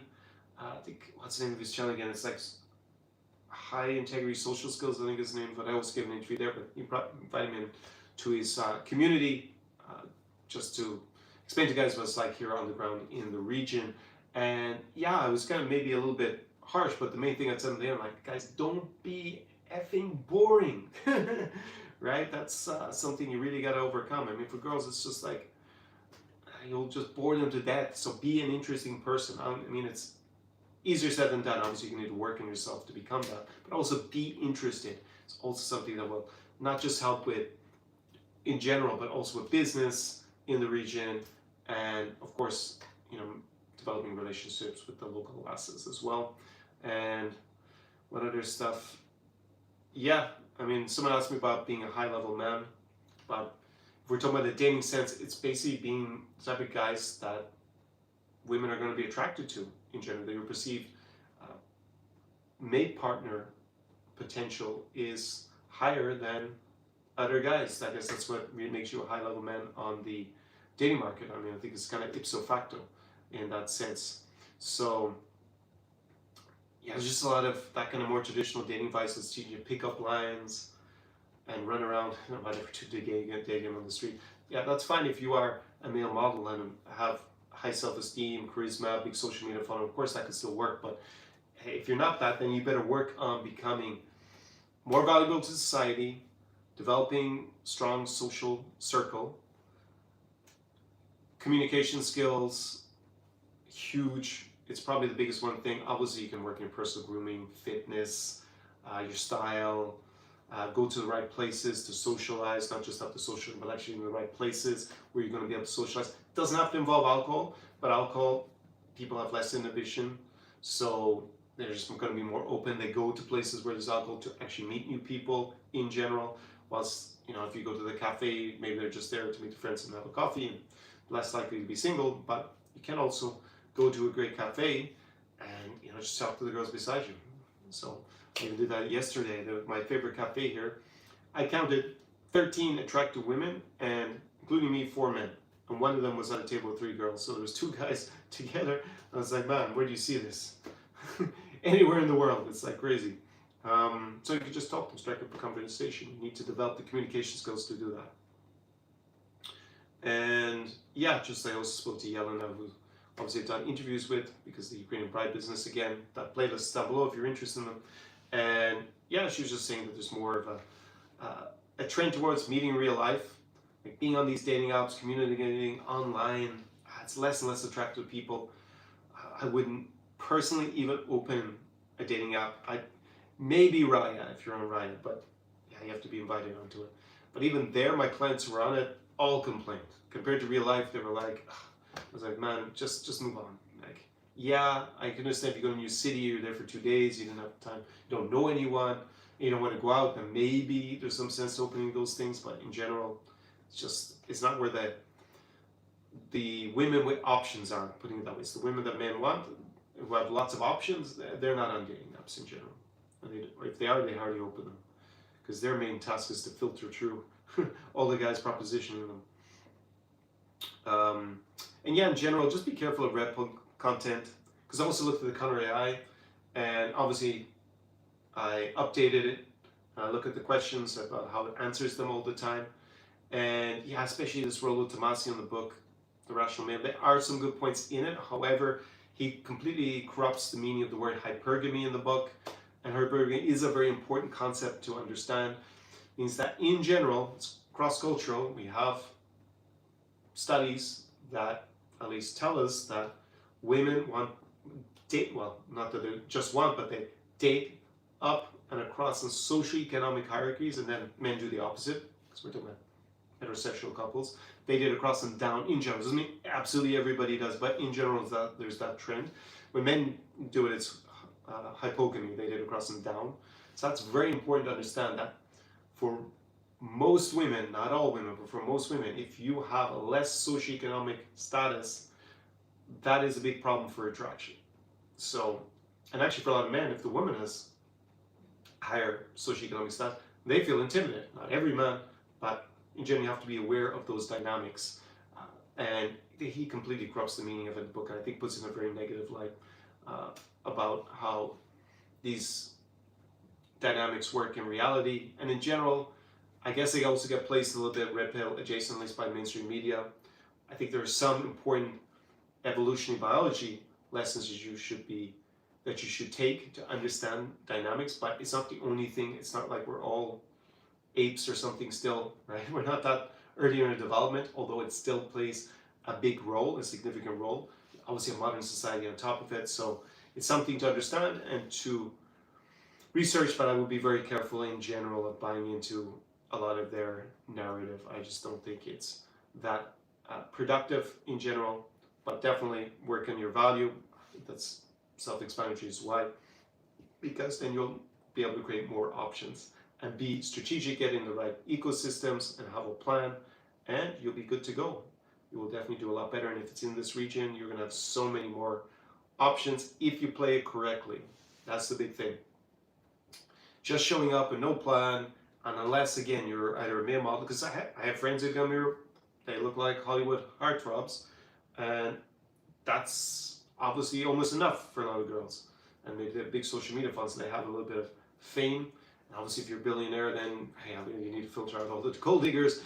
But outside of that, you really need to be thinking strategically in general about how you position yourself. It's really the biggest thing that I wish I knew 20 years ago. Man, yeah, I guess I was doing some of it intuitively without realizing, but yeah, if I knew now what I knew then, of course, like anyone, I'd be doing so much better. But you know, I took 20 years, what we're seeing in this region in general, on and off, coming here. Like I say, I've been around for about 15 years. So yeah, I didn't have a mentor. I had a mentor in some things. I had, I used to call him the seduction sensei, who definitely helped me a lot of things. He explained why I was being boring with women, and that was a big blow to my ego at the time, but I just had to accept it because he had a point what I was doing. So that's why I say you need to be interesting, but also interested. Okay, let me go back to your questions here. How can... Joshua says, charisma is a loss. Shazari says he's opened a company in Moldova. Girls and Kushner are less good than... You need to elaborate why you think less good, because that's not very clear what you mean.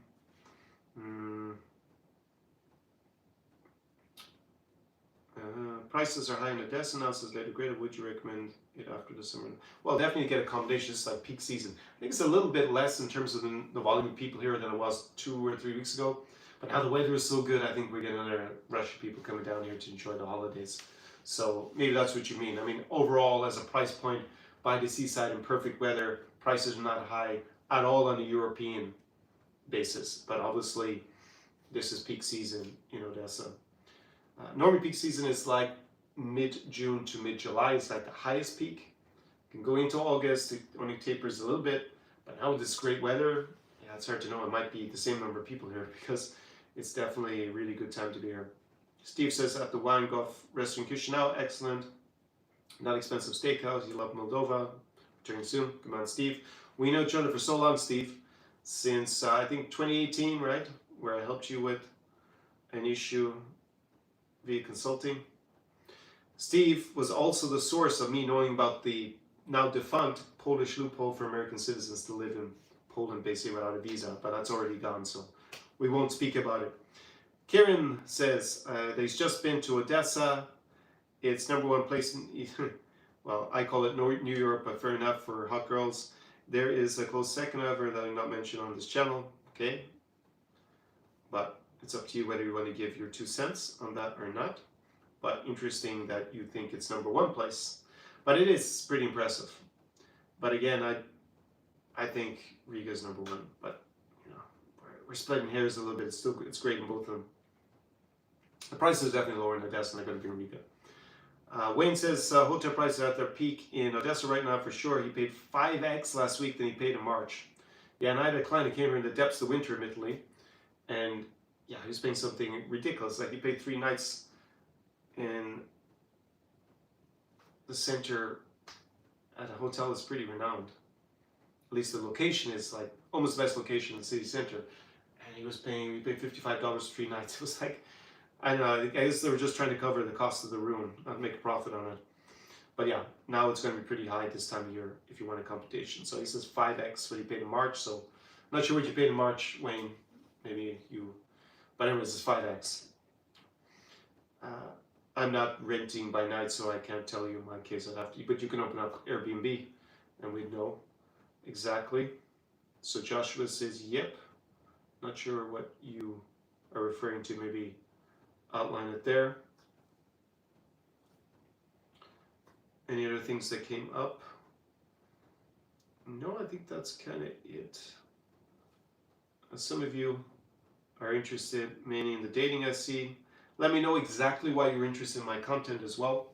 Again, to recap, well, my clients call it Conor AI. It's like having your own personal relocation assistant for this region. You can tap into my encyclopedic knowledge 24/7, and I can help you with your questions about coming here, lifestyle arbitrage, the whole dating scene, how not to get scammed. I've had all my materials that are both here on YouTube and my premium materials that are not on, obviously, YouTube.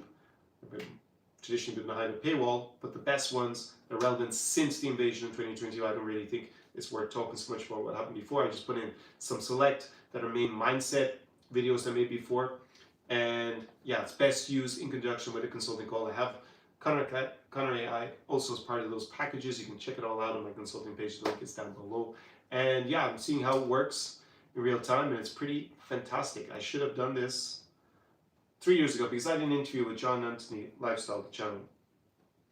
And he already had an AI, I think 3 years ago on his materials.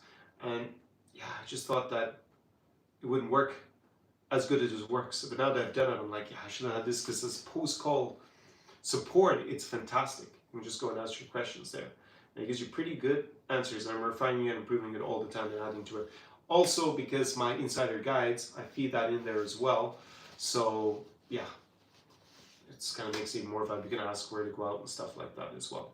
So that's an offer down below. It's either per month as a subscription, or for certain months, certain number of months, 3, 6, and 12, offered as part of the consulting package where you get a call with me. We'll go over your strategic aims for the region, about coming here and optimizing your life to take advantage of the arbitrage opportunities. And we'll have a plan, whether it's to do with dating, lifestyle, relocation, investment, real estate, all that good stuff. And you can reserve that down below. Pretty good time to reserve me is the next 2 weeks because I'm not planning to travel. I'm going to be here in Odesa, Mama, most likely, and I'll have a good bit of free time, so I'm going to be more available. So if you are thinking of a call, best to do it in the next 2 weeks in terms of the amount of free slots that there's going to be. If you would like me to help you in person to implement everything, then you can go for my in-person immersion, the New Europe experience, rebranded from the old Zara experience, and there's a link to that down below. You can learn more about it, and you'll have me with you for up to a week for an unforgettable experience in a city in this region. Can be here, obviously in a Ukrainian city. I've gone with clients to Odesa, since, where else have we been? Synopsis, Lviv, with clients since 2022, I guess. I haven't actually been with a client in Kyiv or in Uzhhorod yet. We'll see, but the other cities are Chisinau, Moldova, Riga, and Latvia, which is my personal favorite. I should be going back there. I think I want to put it off actually until September because I got a lot of things going on in this region before then, and actually a little bit after. Actually, I kind of prefer only to go there in October, but then the weather won't be as good.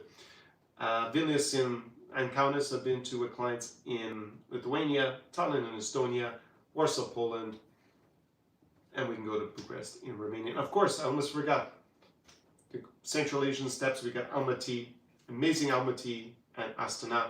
Also should be going back there in the autumn.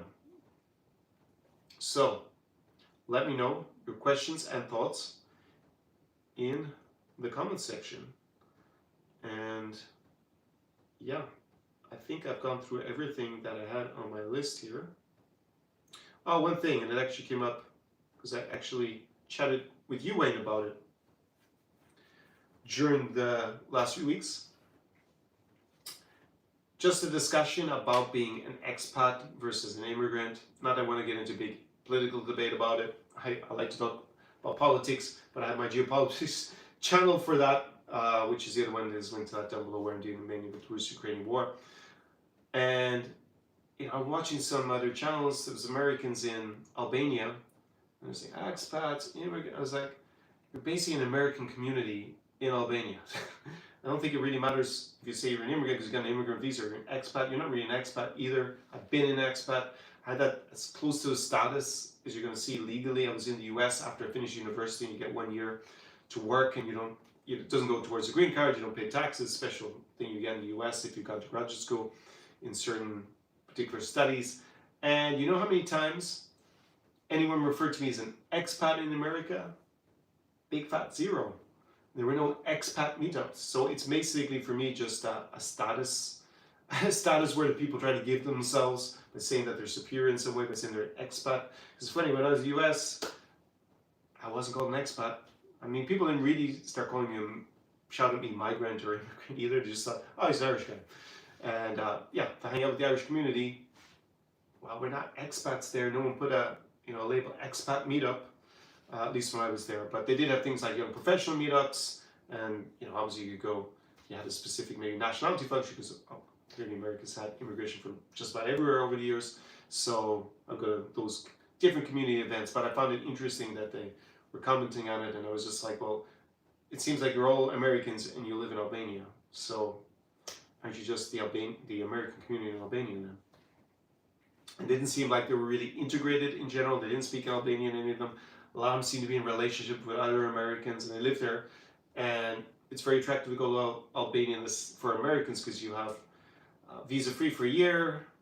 And yeah, I guess that's the main reason why it's attractive. You could do it in conjunction with Schengen. It's not for me. I've been there. It's fantastic for a holiday. I wouldn't, especially a single guy, recommend it at all. But to each their own. And one of the couples was a gay couple, 2 guys, and the other one was a guy I didn't really remember. If I understood correctly, his wife was American. They have a cafe that they opened summer. I think Wayne, you even went to it. So just think the debate is a little bit pointless.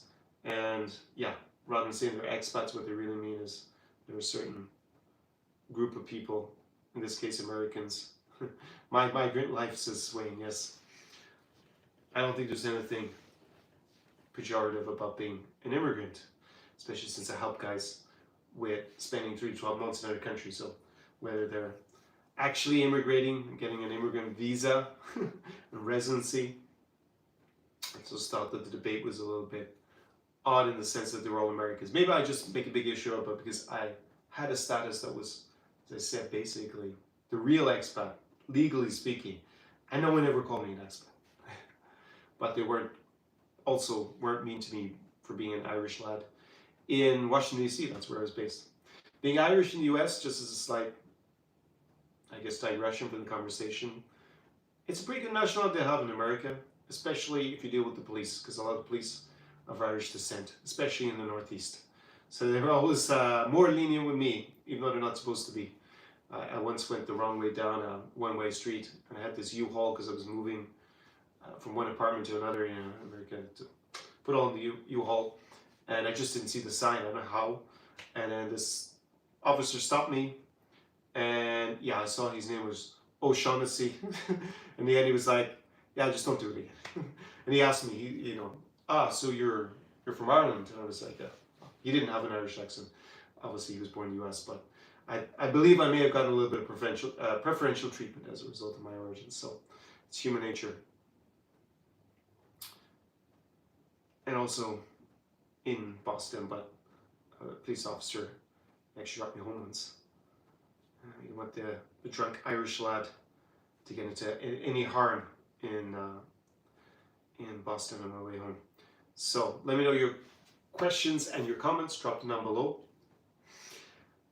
As I've outlined in the last couple of Sunday shows, it's been once a month. I have a high opportunity cost on a Sunday. I know during the winter it wasn't so high. It was here in Odesa, and in particular this is valuable because it's helped me develop the Conor AI, because I can feed all this into it, and it makes it better and better because I answer all your questions. That's why I like it.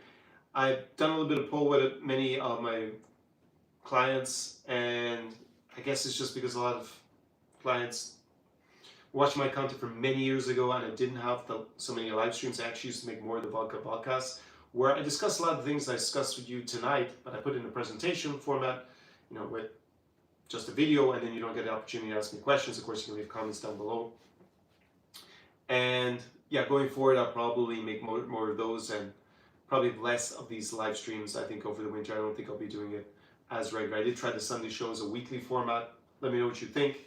Maybe I'm preaching to the choir, asking a part of the audience that's going to make a bit of a bias since you are on the Sunday show. But let me know if you want me to continue with this, or you want me to make more just videos that are maybe 10 to 20 minutes long where I deal with a topic and have my podcast like that. Because the podcasts I've been doing have been more the interview style. Obviously still the vlogs. There will be vlogs coming from here in Ukraine. I basically filmed everything that I need in Odesa already, but I should be in Kiev, so there's an important section I want to put in for that one. I'll have a video from Moldova. I was planning to go about Moldova for a while. I hopefully will stop in Warsaw and actually film some monologues and actually just give it to my editor and say, okay, make finally a big long vlog from Warsaw. Riga, I need to go back and finish, should be going there, and then there should be another one from Central Asian Steppes in Kazakhstan. So hopefully I'll have 5 vlogs before the end of the year at least. And yeah, I'll have an interview with Irina Fichenko. She's born in Ukraine, and I guess we call her minor celebrity in Mexico. She was big in Spanish language TV, and yeah, she's been on my channel in 2018. We did a video together, so I'm going to interview her. It was supposed to be on Thursday, but then the internet went out in Mexico. They had some storms, so we're going to do that, shoot that tomorrow. Last interviews, if you look back, if you missed them, I had an interview with Gabriel Morris of Gabriel Travel, the big travel vlogger. We shot that in Chisinau. Had a video with Ricard Lundqvist, if I pronounced his name correctly, from the Swedish Gringo channel. It's also the last video on the New Europe experience.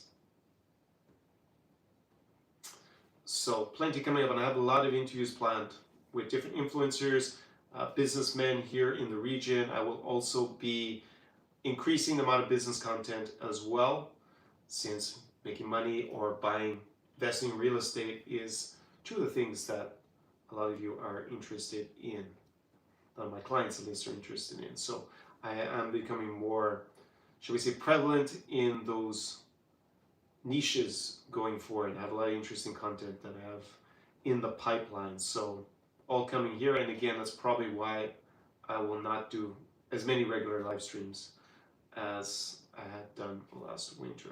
But let me know what you think in general. Any other questions or comments that you have this evening? And while I wait for you to add them in,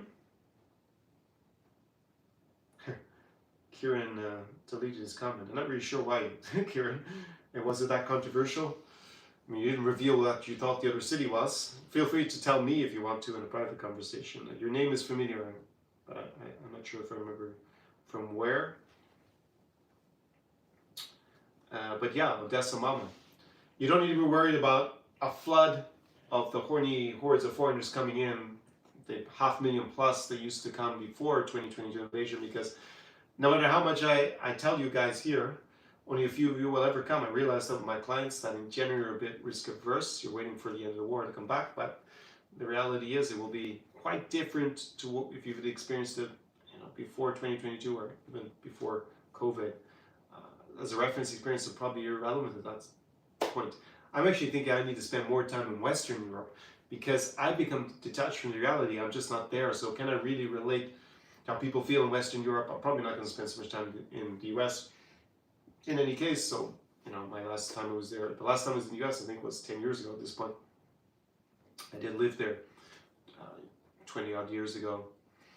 So, yeah, there's also, one of my clients gave me an idea. I was hanging out in the Côte d'Azur in Saint-Tropez for a month. I was thinking, well, maybe I should take a bit of detox and go and hang out there as well, in general. And yeah, maybe it will also add a little bit to the spice of the channel. I can just hang out with a lot of people from the region who are living the high life, also part of the year there, and have a bit of a mix. So I'm considering that, maybe also ski trips somewhere in the Alps over the winter. Let's see, because I also want to get my ski gear out of storage and actually go and probably go to the Carpathians, and yeah, maybe even go to Almaty to ski. Depends on if clients are interested or not, because I thought that would happen last winter, but in the end, alas, it did not. So that is something that might be coming as well. Again, write your questions and comments down below,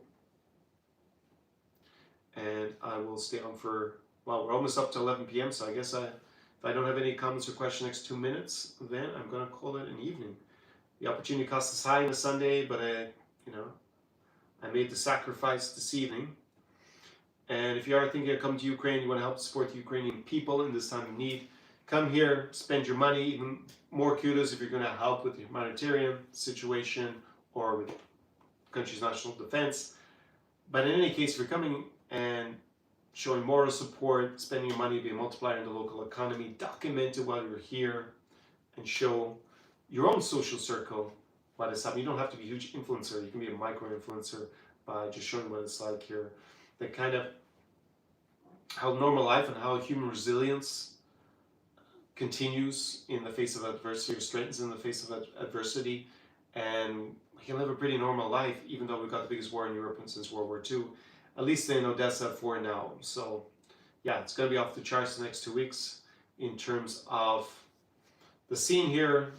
If you're, I guess, a single guy and you have yourself set up strategically, you're probably going to have a good time when you're here. Touch wood, that you're not in the wrong place at the wrong time, because there are real risks as well. Even if, cisgrads, chance of something happening are low to you personally, especially if you come for 10 days, you're like 100,000 odd. You can check in double check in AI. Single guys go to Medellin in Colombia and they use Tinder, right? That's way more dangerous to come to Ukraine, in my opinion. Statistically as well, it's backed up. So, because they end up being Skolopanund. And although I think the situation has improved in the last year, but 2 years ago it was like off the charts, the number of foreigners who were being robbed, injured, and even killed in Colombia. It's like shocking. It took so long for the government to react, the authorities there. And I have friends who are not naive, experienced international travelers, Renaissance men, and they got Skolopanund in Colombia. So yeah, that is one risk that we haven't had here in Odesa. Mama.